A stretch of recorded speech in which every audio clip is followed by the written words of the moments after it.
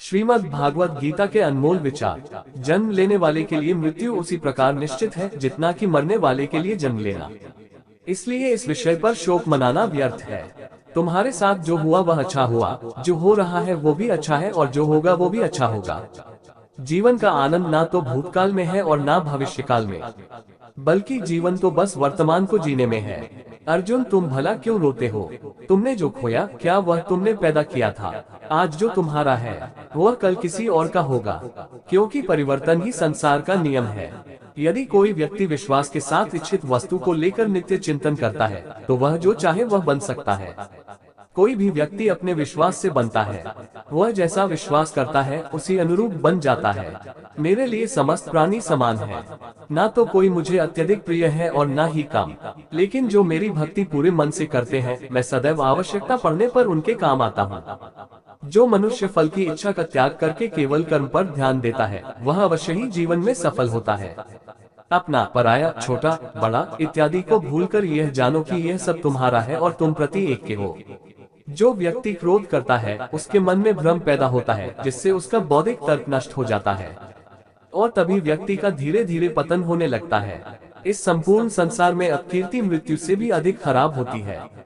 जीवन में सफलता का ताला दो चाबियों से खुलता है, एक कठिन परिश्रम और दूसरा दृढ़ संकल्प। कठिन परिश्रम से बचने के लिए व्यक्ति को भाग्य और ईश्वर की इच्छा जैसे बहानों के बजाय चुनौतियों का सामना करना चाहिए।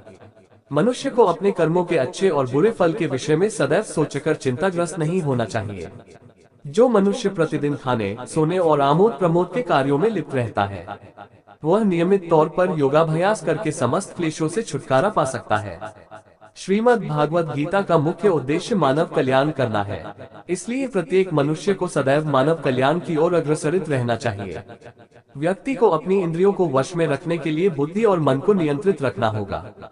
किसी भी व्यक्ति को ना तो समय से पहले और ना ही भाग्य से अधिक कुछ मिलता है, लेकिन उसे सदैव पाने के लिए प्रयत्नशील रहना चाहिए। व्यक्ति को आत्मज्ञान के माध्यम से संदेह रूपी अज्ञानता को समाप्त करना चाहिए। इस संसार में विद्यार्थी का उद्देश्य धर्म के अनुसार विद्या ग्रहण करना और सैनिक का कर्तव्य देश की रक्षा करना होना चाहिए। यानी जिस व्यक्ति का जो कर्तव्य है उसे वह पूरा करना चाहिए। हालांकि मैं भूत, भविष्य और वर्तमान काल के तीनों जीवों को जानता हूँ, लेकिन मुझे वास्तव में कोई नहीं जानता है। मनुष्य जिस रूप में ईश्वर को याद करता है, ईश्वर भी उसे उसी रूप में दर्शन देते हैं। सज्जन व्यक्तियों को सदैव अच्छा व्यवहार करना चाहिए, क्योंकि इन्हीं के पद चिन्हों पर सामान्य व्यक्ति अपने रास्ते चुनता है।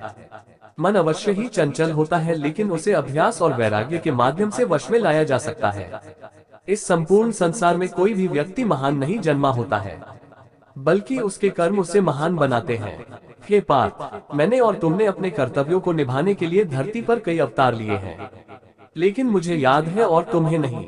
जो मनुष्य जिस देवता की विश्वास के साथ भक्ति करता है, मैं उस व्यक्ति की उसी देवता में दृढ़ता बढ़ा देता हूँ। जो व्यक्ति मैं और मेरा इत्यादि की भावना से मुक्त हो जाता है, उसे जीवन में शांति की प्राप्ति होती है।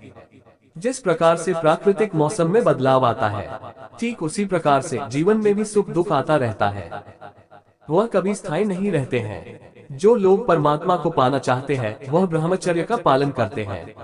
बुद्धिमान व्यक्ति कभी भी कामुक सुख में आनंद लेते हैं, वह सदैव मोक्ष की प्राप्ति में लगे रहते हैं। संपूर्ण संसार में जब अधर्म और पाप बढ़ता है, तो मैं धर्म की पुनः स्थापना के लिए धरती पर अवतार लेता हूँ। जो व्यक्ति मृत्यु के दौरान मेरा नाम लेता है, वह सदैव मेरे ही धाम को प्राप्त होता है, इसमें कोई शक नहीं है। परिवर्तन ही इस संपूर्ण संसार का नियम है, इसलिए व्यक्ति को कभी अपने वर्तमान पर घमंड नहीं करना चाहिए। मनुष्य का संपूर्ण शरीर 5 तत्वों से मिलकर बना है, अग्नि, जल, वायु, आकाश और पृथ्वी, और अंत में उसके शरीर को इन्हीं 5 तत्वों में ही विलीन हो जाना है। व्यक्ति को अपने आप को सदैव ईश्वर को समर्पित कर देना चाहिए, तभी वह दुखों, चिंता और परेशानियों से मुक्त रह सकता है। तुम बिना किसी कारण की चिंता करते हो और बेवजह ही घबराते हो। तुम तो आत्मा हो, जिसे ना तो कोई मार सकता है और ना ही जला सकता है। यही जीवन की सच्चाई है, जिसे प्रत्येक व्यक्ति को जानना चाहिए। भगवान श्री कृष्ण कहते हैं कि मैं इस संसार की सुगंध हूँ, अग्नि की ऊष्मा हूँ और समस्त जीवित प्राणियों का आत्म संयम हूँ। जैसे अंधेरे में प्रकाश की ज्योति जगमगाती है, ठीक उसी प्रकार से सत्य की चमक भी कभी फीकी नहीं पड़ती। इसलिए व्यक्ति को सदैव सत्य बोलना चाहिए। आप कितने भी अच्छे कर्म कर लो, लेकिन समाज आपके बुरे कार्यों को ही सदैव याद रखता है। इसलिए लोग क्या कहेंगे ये सोचने से बेहतर है कि आप अपना कर्म करें।